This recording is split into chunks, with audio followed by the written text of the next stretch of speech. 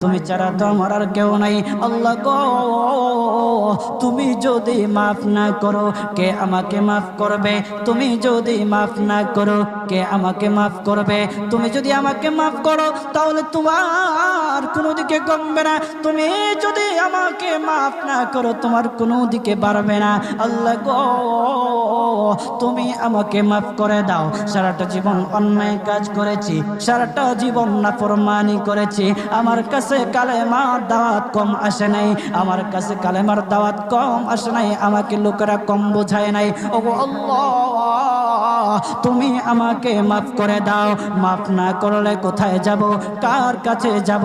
বাবা যখন মারে তখন মার কাছে আশ্রয় নেওয়া যায়, মা যখন প্রহার করে তখন বাবার কাছে আশ্রয় নেওয়া যায়, বাবা মা যখন প্রহার করে তখন দুনিয়ার কারো না কারো কাছে আশ্রয় নেওয়া যায়। ওগো